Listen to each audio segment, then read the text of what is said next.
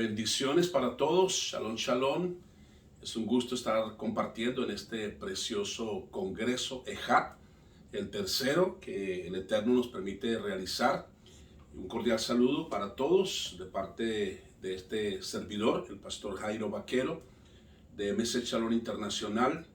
Así que estamos todos compartiendo en EJAT y le damos gracias a nuestro Elohim, el Ayón, que nos permite la participación en este tiempo, donde estamos unidos diferentes ministros, hombres y mujeres que tenemos el llamado a servirle al Eterno, y también ministerios que hemos entendido la necesidad de trabajar juntos, uniendo nuestros esfuerzos, talentos, capacidades y todo lo que nuestro Abacados, el Padre Santo, nos ha dado para su gloria. Así que sean todos bienvenidos a esta nueva jornada de compartir en EJAT. Le damos gracias al Eterno primeramente, también a todos ustedes por estar apoyando esta visión que el Eterno está desarrollando a lo largo y ancho de este precioso planeta. Quiero hacer una oración para comenzar y les invito a todos ustedes a que me acompañen. Baruch atah Adonai Eloheinu melech haolam, asher kideshanu bemizvotav betzivanu la'asot bedivrei Torah. Bendito eres tú, Yahweh, Elohim nuestro, Rey del universo, que nos has apartado en medio de las naciones, entre los pueblos, y nos has entregado tu preciosa Torah con el propósito de estudiarla y sobre todo de obedecerla, y también nos das la oportunidad de enseñarle a otros lo que tú nos impartes a través de tu Ruach HaKodesh. Que esta administración, Padre, sea de bendición para cada una de las personas que nos están viendo, escuchando, y los que estarán viendo después estos videos.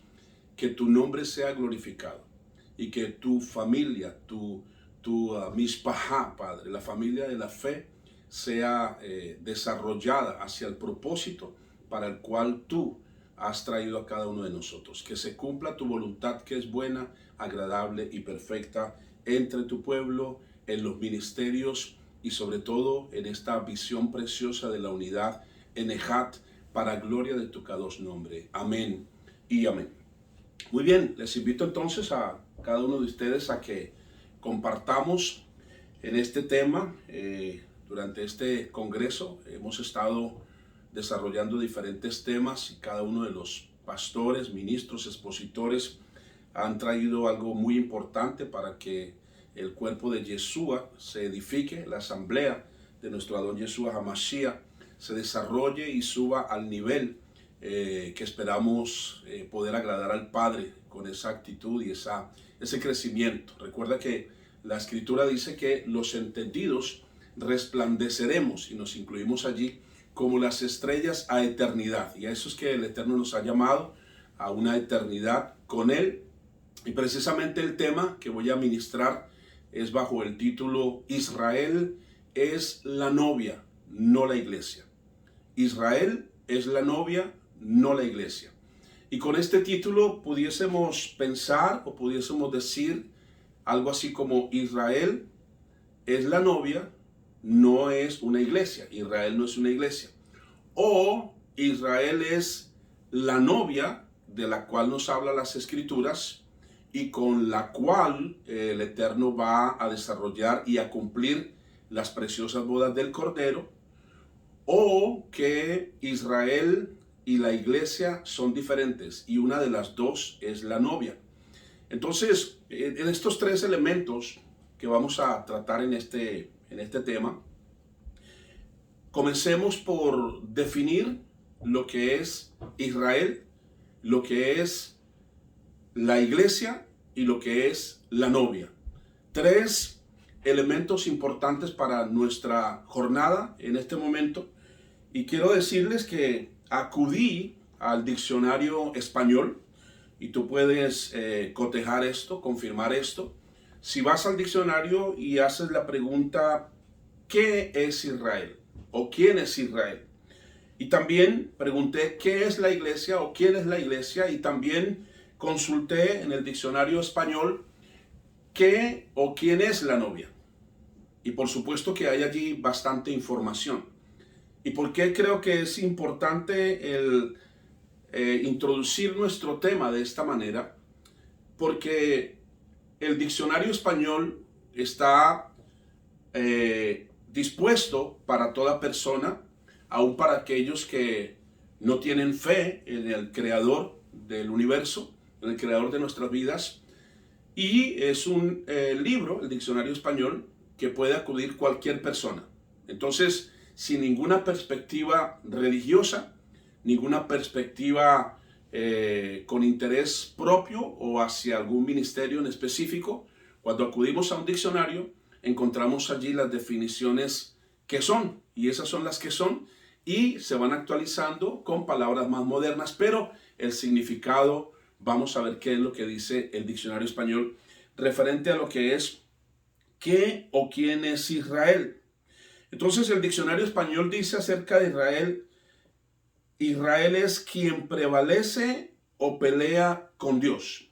No voy a cambiar ninguna palabra aquí en lo que encontré en el diccionario español. ¿Qué es Israel? ¿Qué es la iglesia y qué es la novia? Porque ese es nuestro punto hoy a tratarlo. Entonces voy a leer casi que literalmente lo que dice el diccionario español acerca de qué o quién es Israel. Israel es quien prevalece o pelea con Dios.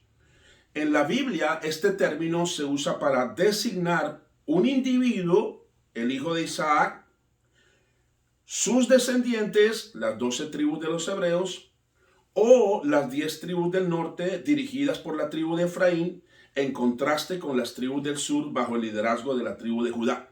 Hasta ahí, en la definición de qué o quién es Israel en este diccionario español, nos está hablando ya de dónde viene esta nación, nos está hablando de que es una descendencia, nos está hablando de que tiene que ver con tribus, nos está hablando que tiene que ver con un liderazgo y que estas tribus pues son parte de una historia real y que se trata de la nación de Israel. Dice este diccionario: anteriormente al año 2100, antes de Yeshua o antes de JC, lo ponen aquí, o Jesucristo, el Dios que dirige toda la historia escogió al patriarca Abraham y lo llamó para que saliera de Ur de los Caldeos. El propósito redentor de Dios era establecer una relación, pacto, de salvación con Abraham y sus descendientes, y también hacer de la simiente de Abraham una nación en Canaán, y a través de ellos proveer salvación para todo el mundo. Nota cómo dice esta nota del diccionario: a través de ellos, a través de esa nación que Dios formaría de Abraham, a través de ellos proveería salvación para todo el mundo. Dios, de acuerdo con su promesa, bendijo al nieto de Abraham, Jacob, con muchos hijos. Además, cuando Jacob regresó a su tierra, Dios luchó con él y lo llevó a un punto de sumisión, o sea, de sometimiento. Jacob alcanzó la victoria al someter su vida a la voluntad y planes de Dios. Dios le cambió su nombre a Israel, que significa el que lucha con Dios y prevalece. Los 12 hijos de Israel fueron los hijos de Israel. Sin embargo, Israel estaba consciente de que Dios haría de cada uno de ellos una gran tribu, y el término hijos de Israel llegó a incluir la totalidad del pueblo escogido por Dios. Nota cómo el diccionario español está hablando de qué o quién es Israel, y en todos estos conceptos está hablando de que es un pueblo, una nación que surgió de un pacto que Dios hizo con Abraham. Estamos leyendo casi que literalmente. Luego el diccionario comienza a desarrollar la historia desde el momento en que Moshe irrumpe en ese proceso de formación de la nación de Israel, y dice: Dios permitió que Israel pudiera crecer de un clan de varios cientos a una nación de casi 3 millones de personas, contando con todas las ventajas materiales y culturales de Egipto. Es decir, allí está narrando ya cómo Dios llevó a su pueblo, a a Jacob y sus descendientes, a Egipto, y allí se multiplicaron. Y esto es lo que está diciendo el diccionario español de lo que aconteció. Y dice: Dios recordaba sus promesas y pacto con Abraham. Cuando murió el gran faraón, Dios se apareció a Moisés en una zarza ardiendo en el monte Sinaí y lo comisionó para que sacara a su pueblo de la esclavitud. Pero el corazón endurecido de Faraón solo se doblegó ante el Señor después de una serie de 10 plagas milagrosas, las cuales culminaron con la muerte de todos los primogénitos de los egipcios. Nota cómo en el diccionario español está narrando de cómo todo ese proceso de formación de la nación de Israel está impactando a las naciones, está influenciando la historia de la humanidad, y está hablando aquí ahora de lo que conocemos como el éxodo, o lo que es la salida del pueblo de Israel de la esclavitud de Egipto, que eso está no solamente en el diccionario español, sino en el diccionario de cualquier nación, y también en la historia de Egipto quedó plasmado ese paso de la esclavitud a la liberación del pueblo de Israel, del sometimiento al imperio de Faraón de Egipto a una libertad dirigida, protagonizada y manifestada por el poder del Elohim de Israel. Esto es solamente una introducción y como respuesta a la pregunta ¿qué o quién es Israel? Y tengo que resumir. Dice, el éxodo se llevó a cabo en la primavera. Esta fecha ha sido tomada por diferentes historiadores. Las escrituras explican que el éxodo se llevó a cabo 400 años antes de que se iniciara la construcción del templo de Salomón. Además, la fecha del siglo XV se confirma con otros testimonios bíblicos. Israel marchó hacia el este de Gosén al Mar Rojo, pero cuando el pérfido faraón los persiguió, después de que aparentemente los hebreos estaban atrapados, el Señor envió un fuerte viento del oriente y separó las aguas del mar. Israel cruzó y después Dios hizo que las aguas volvieran a su lugar, causando que los egipcios fueran destruidos hasta el último hombre. Entonces incluye este diccionario la historia de ese milagro, no solamente las 10 plagas, pero la apertura del mar de los juncos y la destrucción de los egipcios después de que Israel pasó al otro lado en seco. Y luego dice, Israel llegó al monte Sinaí al inicio del verano, 1446 años antes de Jesucristo. Aquí Dios les extendió la oferta de un pacto de reconciliación, el mismo que había hecho con Abraham y Jacob, a fin de abrazar a toda la nación de los hijos de Israel. En mayo de 1445 antes de Jesucristo, dice el diccionario español, Israel levantó su campamento y marchó en dirección noreste hacia Cades de Barnea, ciudad en la frontera sur de Canaán. Pero después de espiar la tierra durante 40 días, todos los espías representantes de las tribus, excepto Josué y Caleb, rindieron un informe desfavorable en cuanto a cualquier intento por conquistar la tierra de Canaán. Después, el rebelde pueblo de Israel rehusó avanzar hacia la tierra prometida y clamaron por regresar a Egipto. La intervención de Moisés los salvó de la inmediata ira divina, pero aún así el Señor los condenó a deambular por el desierto durante 40 años, un año por cada día que habían espiado la tierra, hasta que muriera toda esa generación. Mis amados, aquí les estoy trayendo información que encontré en un diccionario, el diccionario español, ante la pregunta mía, ¿qué es Israel o quién es Israel? Y viene luego la historia de los reyes, la historia de los jueces, y dice aquí que Dios utilizó los siguientes 350 años para imprimir en su pueblo 3 lecciones principales. Primero, la ira de Dios a causa del pecado. Segundo, la misericordia de Dios cuando la gente se arrepiente. Y tercero, dejar manifiesta la depravación total del hombre.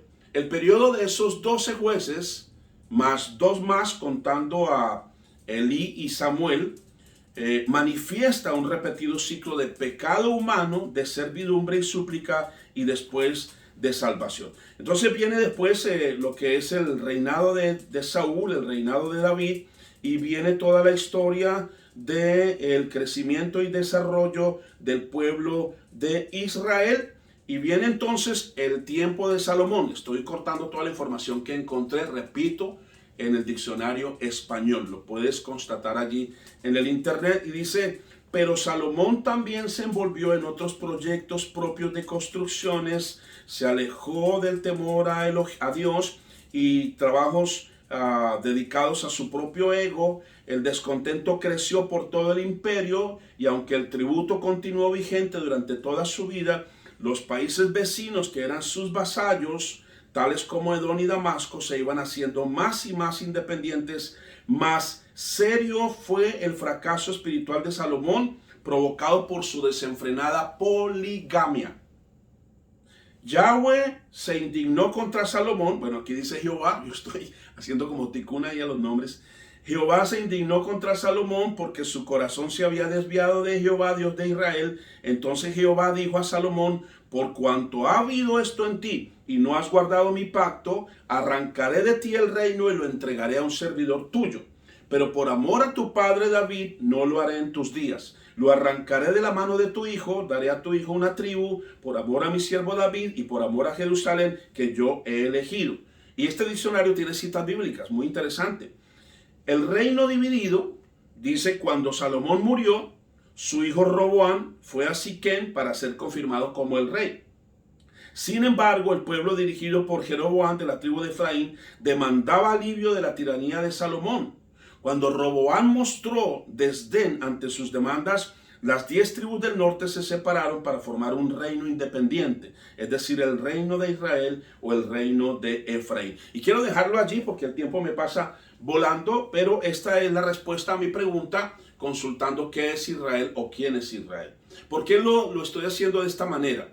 Porque yo quiero que en este congreso, como vamos a tener personas de diferentes ciudades, países y quizás con diferente fe, muchísimos ya caminando en las raíces hebreas de de la escritura, de la Torá, pero otros recién comenzando a dar este paso de transición.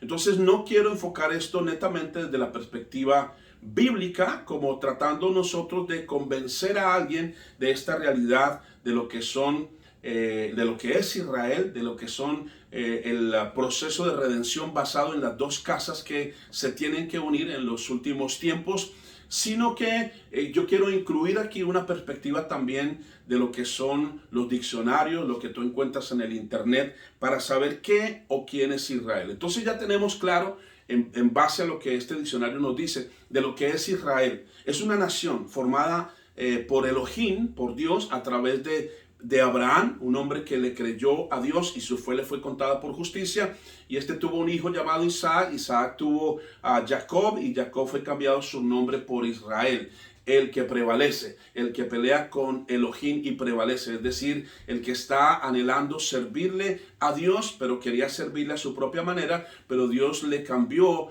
el nombre para decirle: no es así conforme a lo que tú estás haciendo, es de acuerdo a mi instrucción. Israel es un pueblo que camina bajo la instrucción de Dios, bajo la Torá de Dios. Eso es lo que nosotros hemos entendido. Entonces nuestro título de esta enseñanza es: Israel es la novia, no la iglesia. Ahora veamos qué significa iglesia en el mismo diccionario. ¿Qué es iglesia? Iglesia es un nombre femenino, conjunto de personas que profesan la religión cristiana. Parte de este conjunto de personas definido por un rito litúrgico, un territorio, una época, una doctrina o la persona que la ha organizado o dirigido doctrinalmente. Nota que es una organización que una persona dirige o la ha organizado o la ha formado. Es un conjunto de personas que profesan una religión. Aquí dice religión cristiana. Dice conjunto de fieles de religión católica. Conjunto de todo el clero y gobierno de la Iglesia Católica. Edificio destinado al culto. Eso también nosotros conocíamos el edificio donde nos reuníamos como iglesia. También se le conoce, el diccionario dice que está bien llamarle a un edificio donde se reúne la gente para tener un culto religioso. Se le puede llamar iglesia o parroquia. Diócesis, territorio y lugar de jurisdicción. Conjunto de fieles de una diócesis. Y el origen de esa palabra, lo dice el diccionario español, es de un latín vulgar, que es la palabra eclesía, que significa reunión de gente, asamblea de gente, lugar donde se celebra ese culto religioso. Y esta palabra eclesía, que viene del griego, significa una reunión convocada por un hombre. Una reunión convocada por un hombre o una organización dirigida por un hombre. Entonces, al hablar de iglesia, estamos hablando de un conjunto de personas que se reúnen para estudiar de acuerdo a su propia fe o de acuerdo a la religión que ellos profesan, pero este término que encontramos aquí en el diccionario español nos habla de que hay muchas iglesias, es decir, muchas organizaciones de gente, muchos grupos o congregaciones con diferente fe o diferente religión, y que eso es lo que significa una iglesia. Por ejemplo, la iglesia luterana fue fundada por Martín Lutero, un ex monje católico, en el año 1524. La iglesia anglicana fue fundada por Enrique VIII en 1534, porque el Papa no le concedió el divorcio para poderse casar con Ana Bolena. La iglesia presbiteriana fue fundada por John Knox en Escocia en el año 1560. La iglesia episcopaliana es una rama de la iglesia de Inglaterra fundada por Samuel Sebaри. Luego dice Charles Taze Russell inició la iglesia de los Testigos de Jehová en Pensilvania. La religión metodista fue organizada por J. and C. Wesley en Inglaterra cuando decidió separarse de los anglicanos. Entonces, toda esta información que encuentro en el diccionario español acerca de qué es iglesia me está llevando a entender que hay un grupo de iglesias, un grupo de congregaciones religiosas fundadas por hombres, y que la razón de esa fundación o de esa organización tuvo varias razones. Uno, porque no le aceptaron el divorcio; otro, porque se separó de la iglesia donde estaba y formó otro grupo. Los orígenes de la iglesia bautista se remontan al año 1609, cuando John Smith fundó esta religión. El movimiento adventista del séptimo día fue creado por William Miller, un granjero americano bautista, es decir, él se sale de la iglesia bautista y forma la iglesia adventista. La iglesia se organizó hacia 1860. El Ejército de Salvación, muy conocido aquí en Estados Unidos como Salvation Army, también es considerado una iglesia, y fue creada por William Booth en Londres en 1865. La religión Ciencia Cristiana, la iglesia pentecostal, la iglesia católica, la iglesia... Aquí están todas estas iglesias. Entonces, estamos entendiendo lo que es Israel, lo que es iglesia, y para terminar lo que es iglesia, profundicé un poquito sobre la iglesia cristiana y las raíces del cristianismo, y dice que Jesús y sus primeros discípulos fueron judíos. Eso dice el diccionario. Jesús y sus primeros discípulos fueron judíos.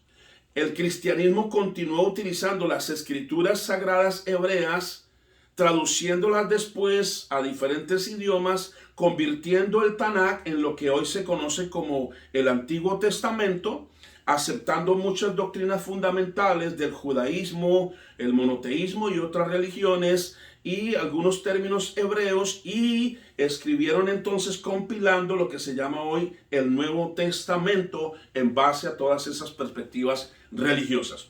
Entonces, hasta aquí, en conclusión, en lo que es Israel y lo que es la iglesia, podemos decir que Israel no es una religión, ni es una asamblea religiosa. Israel es una nación, es un pueblo cuyo fundador y cuyo creador es el creador del universo. Y ahí se genera una preciosa diferencia entre lo que es iglesia y lo que es Israel. Esto es muy importante para nuestro tema, porque estamos hablando de quién es la novia. La escritura nos dice que van a haber unas bodas llamadas las bodas del Cordero, y si nosotros no tenemos claro quién es la novia que va a ser convertida en esposa, pues podemos perdernos de ser esa novia y de tener esa bendición de participar en las bodas del Cordero, no como invitados, sino como novia. Porque de acuerdo a la parábola de las 10 vírgenes, recuerda eso, si el tiempo nos da lo vamos a analizar un poquito, pero hay invitados, hay lo que es la novia, y también está el amigo del esposo. Tenemos que ver la perspectiva de una boda hebrea. Por eso, si nosotros hablamos de que el Eterno, nuestro Elohim, tiene planes con una iglesia, ¿cuál de todas ellas será la escogida? Si Dios tiene planes para que una iglesia sea su novia, ¿cuál de todas ellas es la que se está preparando para ser esa novia sin mancha y sin arruga? Pero si el Eterno lo que ha dicho desde el principio es que su novia es un remanente que viene de la nación de Israel, son aquellos que han decidido vivir para Él sin mancha y sin arruga, y que en medio del pueblo de Israel, de la nación de Israel, que está compuesta por diferentes tribus y que también inclusive extranjeros o los que fueron esparcidos por diferentes ciudades y países del mundo, que están ahora regresando a las raíces hebreas y que están encontrando su identidad como la mayoría de ustedes y nosotros la hemos encontrado, pues ahora entendemos que sin mancha y sin arruga es la respuesta o es el objetivo de lo que es la Torá y las instrucciones que el Eterno le entregó a su preciosa nación de Israel. Ahora vamos a analizar rápidamente la palabra novia. La palabra novia. En el mismo diccionario dice, viene del hebreo kalal. Kalal. Es un sustantivo femenino, se pronuncia kalal. Y la definición es nuera, esposa o novia. Nuera, esposa o novia. Y en la escritura vemos varias porciones donde el Eterno habla de una novia, habla de una esposa, habla de él mismo como esposo o como marido. Y siempre que lo hace, se refiere a Israel. Siempre que lo hace, se refiere a Israel. Se refiere a las 12 tribus de Israel. En ningún momento hay una inclinación hacia algo como una organización religiosa o hacia una especie de iglesia o congregación. Entonces, teniendo claro lo que es Israel, una nación formada, creada por Elohim a través de Abraham, de su fe, y todo el desarrollo y proceso para llevarla a constituirla en una nación preciosa y poderosa, que mientras se mantenía en el diseño de la Torá, el Eterno le daba la victoria sobre sus enemigos, pero cuando se apartaba de la Torá, el Eterno permitía que los enemigos la sometieran. Y de hecho, en la historia de Israel vemos el sometimiento de parte de Nabucodonosor, el rey de Babilonia, y también el sometimiento en los tiempos de Siria. Entonces, unas tribus fueron esparcidas a Babilonia, otras fueron esparcidas a Siria. Las que fueron a Babilonia regresaron 70 años, como lo había prometido Yahweh a través de Jeremías. Las otras que fueron deportadas o esparcidas a Siria nunca regresaron y fueron esparcidas por los diferentes países, y esto es lo que el Eterno está diciendo en este tiempo, un mover que comenzó más o menos en el 2012, un mover del Ruach HaKodesh, del Espíritu de Santidad, en donde está despertando identidad a diferentes personas a lo largo y ancho de este planeta, cumpliéndose lo que es la resurrección de los huesos secos del valle que vio Ezequiel en Ezequiel 37, cumpliéndose en Ezequiel 36 lo que dice que Yahweh los traería de todas partes, los lavaría por su palabra de toda la idolatría que los israelitas o las diferentes tribus habían contaminado sus vidas por la influencia de los lugares donde fueron esparcidos. Cambiaría su corazón de piedra en un corazón de carne, estoy hablando de Ezequiel 36, y luego pondría su Ruach HaKodesh, el Espíritu de Santidad, sobre cada uno de ellos para hacerlos vivir por su Torah y para luego introducirlos en la tierra prometida de Israel. Entonces, la nación escogida es Israel. El plan de redención está basado en Israel. Y el fin de la promesa o el cumplimiento de la promesa que Yahweh le hizo a Abraham es introducir a su pueblo a la tierra de Israel, a Jerusalén. Y de hecho hay varias veces en que Yahweh menciona a Jerusalén como la novia. En Apocalipsis vemos que la nueva Jerusalén desciende como una novia ataviada para su marido. Pero es una forma poética de expresar, eso en realidad va a suceder, la ciudad va a descender. Yo digo una forma poética de referirse a Jerusalén como la novia, porque el Eterno no se va a casar con un territorio, con una tierra, con una porción de tierra, con un país geográfico. Él se va a casar con un remanente que está dispuesto a vivir por sus mandamientos y que está preparándose y que se está vistiendo de lino fino. Y como dice la Escritura, lino fino son las acciones justas de los santos. ¿Y qué son acciones justas? La Escritura dice que justo es guardar tus mandamientos. Justicia es seguir tus estatutos. Entonces el lino fino con el que se viste la novia, que es Israel, está basado en la obediencia a la Torá. Ahora, no todo israelita es obediente a la Torá. Por eso habla de un remanente.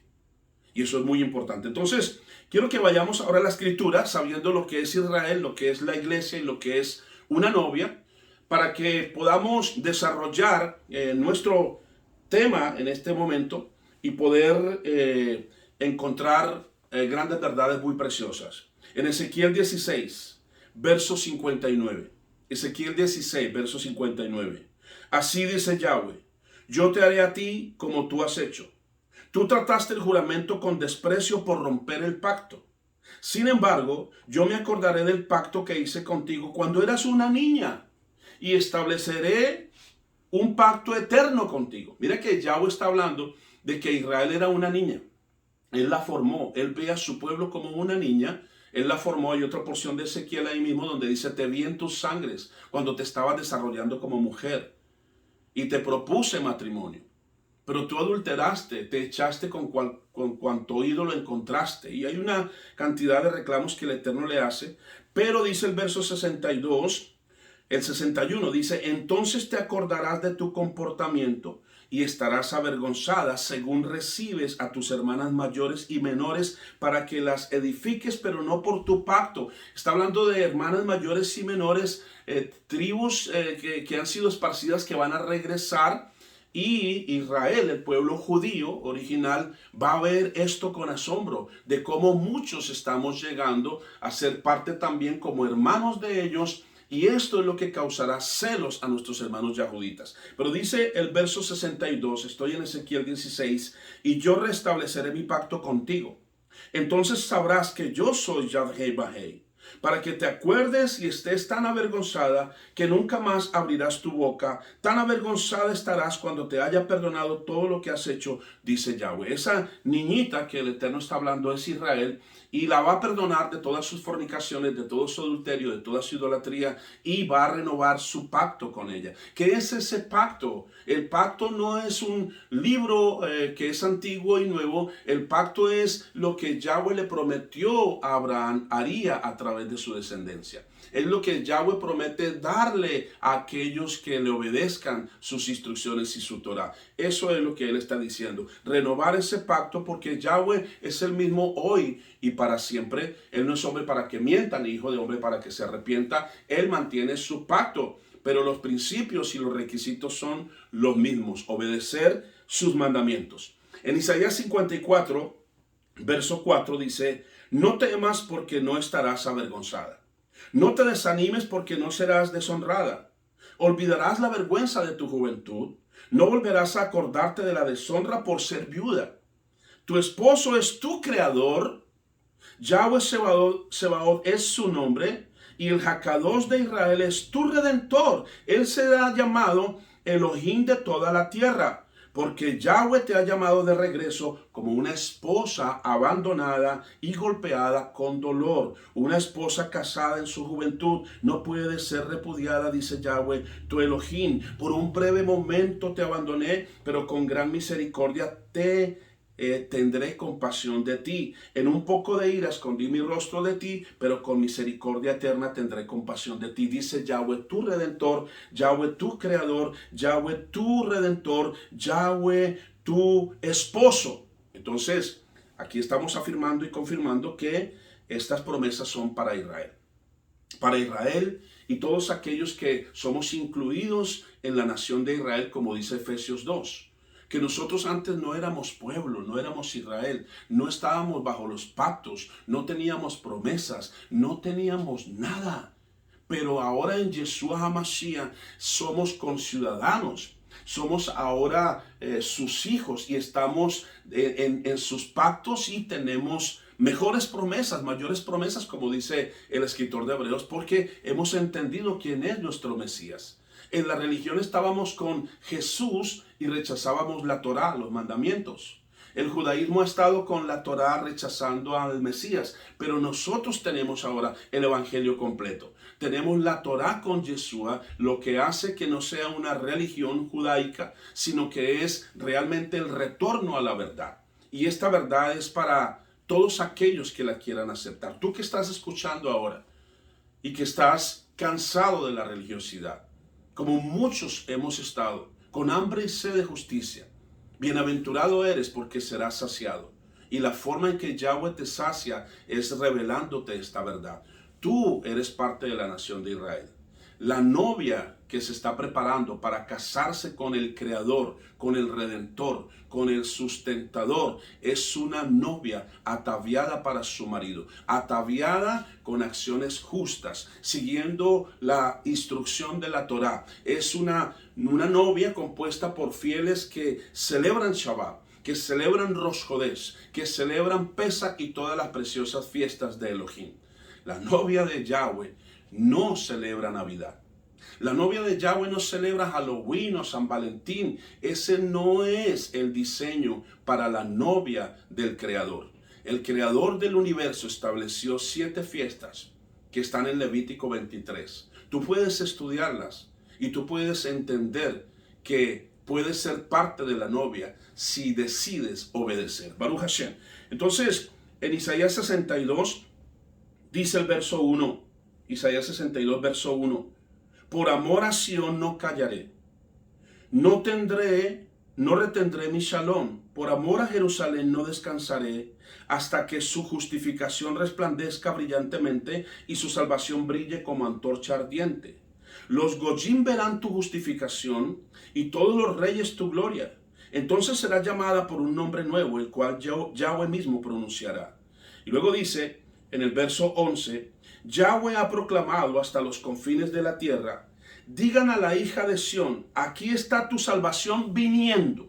Si tú lo traduces al hebreo o vas a la raíz hebrea, que esa es la bendición para entender el mensaje correcto, sin levadura. Aquí está tu Yeshua viniendo. Salvación es Yeshua. Aquí está tu Yeshua viniendo. Aquí su recompensa está con él y delante de él su paga. Baruch Hashem. Entonces está hablando de restaurar a su novia. ¿Y cómo lo va a hacer? Enviando su salvación. ¿Y quién es la salvación de Yad Hei Bahei? Yeshua es la salvación. Y por eso nosotros en el Evangelio, cuando vamos al Brit Hadashah, lo que se llamaba el pacto renovado, el pacto del Nuevo Testamento, le decíamos, pero el nombre correcto es Brit Hadashah, pacto renovado. Encontramos a Yeshua manifestándose como esa salvación, como el esposo en busca de la esposa, como el novio en busca de su novia. Y en Mateo capítulo 15, precisamente, en el verso 24, Yeshua dijo, yo he sido enviado solo a las ovejas perdidas de la casa de Israel. Yo he sido enviado solo a las ovejas perdidas de la casa de Israel. Cuando vimos lo que dice el diccionario español, ¿qué es Israel? Es una nación compuesta por 12 tribus, que fueron esparcidas y fueron divididas en 2 casas. Y Yahweh decide él mismo tomar forma de hombre y como hombre entonces tener la función de portar la salvación que se encuentra en la Torá, porque él es la Torá viviente. Entonces él vino a restaurar el mensaje que el pueblo de Israel había rechazado.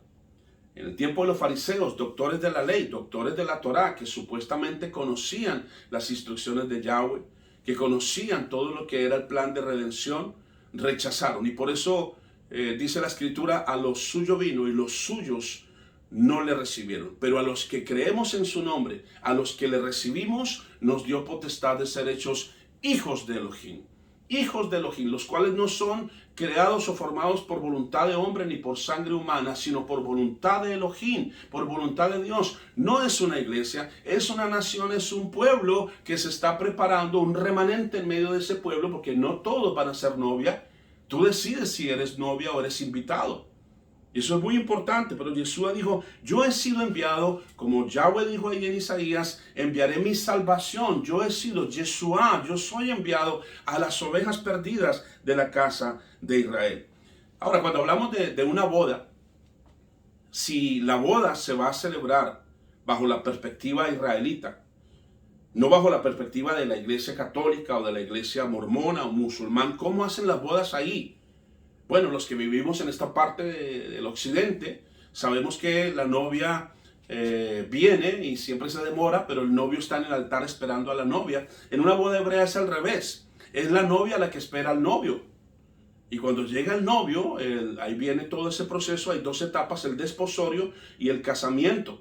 Cuando tú estudias sobre una boda hebrea, vas a comprender todo el plan de redención, porque se basa precisamente en eso, en la preparación de la novia para su marido. Y cuando venga el esposo, que ya vino una vez, pero cuando venga por segunda vez, él quiere ver a su novia ya preparada para él. Y su novia no es una iglesia. Si fuera una iglesia, ¿a cuál iglesia se llevaría? ¿A cuál escogería? ¿A la luterana, metodista, maometana, budista? ¿A todas? ¿A cuál escogería? Inclusive dentro del cristianismo, pentecostal, bautista, unión, hermanos libres, asambleas, yo no sé. ¿Por cuál vendría él? ¿Cuál sería su novia? No, Israel es la novia, no es la iglesia, no es una iglesia. Y para una boda hebrea se necesita el amigo del esposo, el amigo del novio, que es el que representa al novio y al padre del novio para ir a concretar la boda con la novia. Y eso fue lo que hizo Johanán el inmersor, Juan el Bautista, en Juan capítulo 3. Le dice en el verso 26, Rabí, ¿tú conoces el hombre que estaba contigo al otro lado del Jardín, del que tú estabas hablando? Bueno, él está aquí sumergiendo y todos están viniendo a él. Johanán respondió, nadie puede recibir nada a menos que sea dado a él del cielo. Ustedes mismos pueden confirmar que yo no dije que yo era el Mesías, sino que he sido enviado delante de él. El novio, estoy en Juan 3:29, el novio es el que tiene la novia. Pero el amigo del novio que está a su lado le oye y se alegra grandemente al sonido de la voz del novio. Así que esta alegría mía ahora está completa. Él tiene que ser el importante y yo dejar de serlo. Mira, Johanán tenía conciencia, Juan el Bautista, de que su tarea no era la de ser novio, sino del amigo del novio, el amigo del esposo. Y le está llamando a Yeshua el esposo. El esposo que vimos en Isaías y en Ezequiel dice que se casará con su novia, el remanente de Israel, y viene Yeshua y Johanán dice de Yeshua que es el novio. ¿Hay dos novios y una sola esposa? ¿Hay muchas novias y un solo esposo? No, hay solo una novia y hay un solo novio. Hay una esposa y un esposo. Y el esposo es Yeshua. Yahweh se manifestó en la carne para buscar a su novia. Y esto nos recuerda precisamente el ejemplo de la búsqueda de esposa para Isaac. Abraham dice, ya es hora de buscar esposa para mi hijo Isaac. Le mandó a Eliezer su mayordomo. Tú conoces la historia. Y Eliezer oró y dijo, Padre, Dios, que aquella muchacha que se acerque al pozo de las aguas y que me ofrezca agua para tomar yo y también para mis camellos. Esa será la novia para el hijo de mi Señor. Esa será la novia para el hijo de mi Señor. Así que Abraham representa al padre. Isaac representa al hijo y Eliezer representa al Ruach HaKodesh, que está buscando la novia para Yeshua.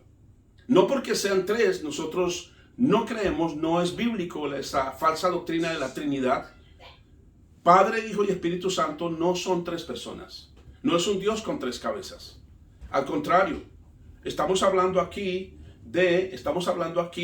de un plan de redención que consiste en unas bodas, como dice Apocalipsis, las bodas del Cordero.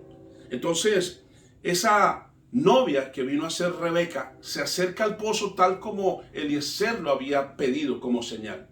Y ella le ofrece satisfacer la sed a Eliezer, que representa el Ruach HaKodesh. Y este lleva 10 camellos. Y cada camello lleva sus tesoros, sus regalos.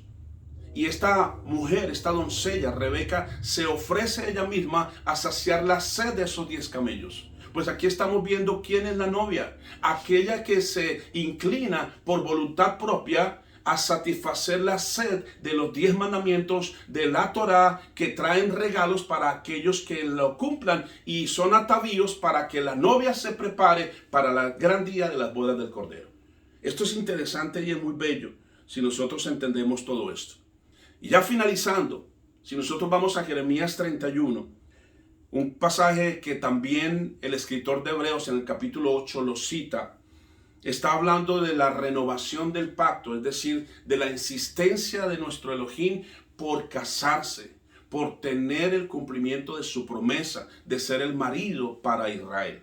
Y dice en Jeremías 31, en el verso 7, porque así dice Yahweh a Jacob, canta de alegría y exúltate sobre la cabeza de las naciones, haz proclamación y alaba tú y di, Yahweh ha salvado a tu pueblo, el remanente de Israel. Si ves que es un remanente, la novia es un remanente que viene de la nación de Israel. Si tú estudias la parábola de las 10 vírgenes, tú te vas a dar cuenta que 5 fueron prudentes y 5 fueron insensatas. ¿En qué se basó la prudencia o la insensatez? No en tener lámpara, todas tenían lámpara, es decir, todas conocían la palabra, porque la escritura dice, lámpara es a mis pies tu palabra y lumbrera mi camino. Pero la diferencia estaba en que 5 tenían suficiente aceite. ¿Qué es el aceite? Es el resultado de la obediencia a la Torá. Es el morir a nosotros mismos. Y es el de agradar al Eterno con nuestras decisiones y con nuestra obediencia a sus mandamientos. Por eso es que cuando llegó el esposo, en la parábola de las 10 vírgenes, las 5 se habían ido a comprar y ya no pudieron entrar y estuvieron golpeando la puerta. Eso es una violación a la organización de la boda, porque en una boda hebrea, cuando llega el novio, entra con su novia a la recámara y nadie puede interrumpirlos. Es violación de todo el ceder, de todo el protocolo de la boda. Así que estas otras 5, por no tener aceite, no pudieron casarse con el novio, simplemente se quedaron como invitados. Cuando vamos a Apocalipsis nos habla de 144,000 sellados por el Ruach HaKodesh, que son 12,000 de cada tribu. Y también habla de multitudes que vienen de todas las naciones. Estamos hablando de que todos ellos son salvos, pero el hecho de ser salvos no significa ser la novia. Ahí es donde viene una categoría.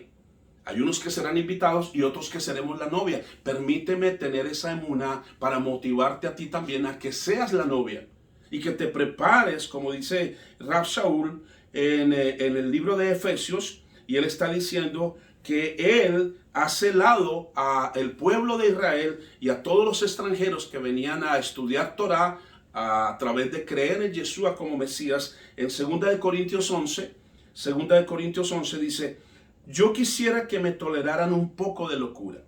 Por favor, tolérenme, porque estoy celoso por ustedes con la clase de celos de Yahweh desde que prometí presentarlos como una doncella pura en matrimonio para su único esposo, el Mashiach. Mira, aquí estamos hablando de la unicidad, porque Yahweh prometió ser el esposo del remanente de Israel. Y ahora Rav Shaul, Pablo está diciendo que él le prometió a Elohim, quien lo llamó, prepararle la esposa para el único esposo que es Yeshua. Y temo, dice él, que de alguna manera sus mentes sean seducidas para alejarse de la simple y pura devoción al Masías. Simple y pura devoción al Masías. ¿Qué es la simple y pura devoción al Masías? Prepararte como novia para él. Una novia que está enamorada y que se esmera por agradarle a su novio. Es algo simple, la devoción. Y Rav Shaul dice, tal como Java o Eva fue engañada por la astucia de la serpiente. ¿Sabes cuántas maquinaciones del enemigo se han desarrollado para engañar y hacer creer que una iglesia es la novia del Cordero? Mis amados, Jeremías 8:8 dice, ¿cómo decís nosotros somos sabios y la ley del Señor está con nosotros? Ciertamente la ha cambiado en mentira la pluma mentirosa de los escribas. Los sabios se avergonzaron, se espantaron y fueron consternados. He aquí que aborrecieron la Torá del Eterno. ¿Y qué sabiduría tienen? Proverbios 10:8. El sabio de corazón recibirá los mandamientos, mas el necio de labios caerá. Mis amados hermanos, estamos hablando de que el Eterno está preparando su novia para las bodas. Y cuando nosotros vamos a Apocalipsis, en Apocalipsis se nos dice claramente quién es la novia. En Apocalipsis encontramos donde se le dice a Juan, ven que te voy a enseñar a la novia, la esposa del Cordero. Y terminamos aquí con esta exhortación de ese mensaje para Juan en la isla de Patmos, en Apocalipsis 21:9, y que él escribe, y ahora es un mensaje para todos nosotros. Apocalipsis 21 dice en el verso 1, entonces vi un cielo nuevo y una tierra nueva, pues el cielo viejo y la tierra vieja habían pasado y el mar ya no estaba allí. Qué bueno que el mar ya no estaba allí, porque ya no queda evidencia de nuestros pecados. Porque Yahweh dice que Él arrojaría todos nuestros pecados al fondo del mar. También vi la ciudad Kadosh, la Jerusalén de lo alto, descendiendo desde el cielo de Yahweh, preparada como una esposa hermosamente vestida para su esposo. Oí una gran voz del trono que decía, miren, la Shejinah de Yahweh está con la humanidad, y Él vivirá con ellos serán su pueblo, y el mismo Yahweh con ellos será su Elohim. Mira lo que Él está diciendo, y en el verso 12, desciende a la ciudad de Jerusalén y la llama como una novia ataviada para su marido. Pero mi pregunta es, ¿se va a casar nuestro Elohim con una tierra, con una ciudad, o se refiere a los que tienen derecho de estar en esa ciudad? Porque si tú sigues leyendo, dice que la ciudad tiene 12 puertas y cada puerta es una perla inmensa. Y por ahí entrarán solamente los descendientes de Israel, los que somos Israel entraremos por ahí, porque ahí no entrará ningún inicuo, ningún pecador. Dice aquí, yo quiero leerte el verso 12, tenía un gran muro alto con 12 puertas, a las puertas 12 malachim, e inscritos en las puertas estaban los nombres de las 12 tribus de Israel. La palabra del Eterno nos dice en Efesios 2, en Romanos 2, que nosotros somos Israel por causa del sacrificio de Yeshua HaMashiach. O sea que la idea es poder ser parte de Israel, y una vez que somos Israel, ser la novia a través de nuestra obediencia a su Torah y prepararnos con lino fino, que son las obras justas de nosotros los santos. Al este 3 puertas al norte, 3 puertas al sur y 3 puertas al oeste. El muro de la ciudad tenía 12 piedras de cimientos, y en esta estaban escritos los 12 nombres de los 12 emisarios del Cordero. Todo se enfoca hacia Israel, las 12 tribus. Si tú no eres Israel, no estarás en la boda del Cordero, y mucho menos no serás novia.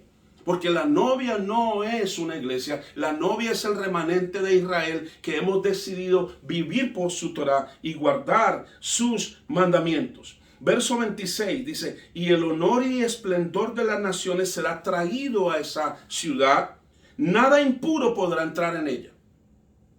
Tampoco nadie que haga cosas vergonzosas o mienta. Ahora mira, los únicos que pueden entrar son aquellos que sus nombres están escritos en el libro de la vida del Cordero. Baruch Hashem. Mi pregunta, mi amado hermano, amigo, que nos estás viendo y escuchando, ¿tu nombre está escrito en el libro de la vida del Cordero? Porque en ese libro están escritos los nombres de aquellos que somos Israel y que estamos siendo preparados para esas preciosas bodas del Cordero. Es un libro que está escrito en razón de nuestra obediencia a la Torah. Y que Moshe, cuando intercedió en favor de su pueblo delante de Elohim, le dijo, si tú no perdonas a tu pueblo, entonces bórrame del libro de la vida. ¿Cómo sabía Moshe que existía un libro de la vida? Y Yahweh le contestó, yo no voy a borrar tu nombre del libro de la vida. Yo voy a borrar a aquel que no guarde mis mandamientos y que desprecie mi Torah. A ese borraré del libro de la vida. Mis amados, entonces quedamos en conclusión claros. La salvación viene de los judíos. Esa nueva Jerusalén que descenderá del cielo tendrá acceso únicamente por 12 puertas. Y por una de ellas tenemos que entrar nosotros. Allí no entrarán ni los mentirosos, ni los ladrones, ni los hechiceros, ni los fornicarios. Es decir, ¿qué es eso? Mandamiento, no matarás. O sea, si tú cumples con eso, puedes entrar. Los adúlteros no entrarán. Mandamiento número 7, no adulterarás. Es decir, entramos allí los que estamos escritos en el libro de la vida y del Cordero por causa de nuestra obediencia a la Torah. Los que estamos celebrando Shabbat, Rosh Hodesh, los que vamos de fiesta en fiesta y estamos alineados al diseño de la novia del Cordero, y ese diseño lo estableció nuestro Elohim Yahweh Shebaot. Vamos a orar y le damos gracias al Eterno por esta preciosa oportunidad de ministrar su palabra. Baruch atah Adonai Eloheinu melech haolam. Gracias, Padre, te doy por permitirnos ministrar tu palabra. Haga que toda palabra que haya venido de ti, Padre, sea como una semilla sembrada en el corazón de cada oyente, Padre, y que dé fruto a 40, 60 y a 100 por uno, abacados. Y toda palabra que no haya venido de ti, que caiga en tierra, Padre, pero que podamos todos juntos entender que el plan de redención es en base a una nación compuesta por gente santa, por un real sacerdocio, cuyos remanentes estamos siendo edificados a través de la obediencia a tu preciosa Torah. Que así sea, Padre, en el nombre de nuestro Adón Yeshua HaMashiach. Amén y amén. Nos despedimos entonces, esperamos que continúen disfrutando de este precioso tercer congreso de EHAT. Shalom, shalom, bendiciones.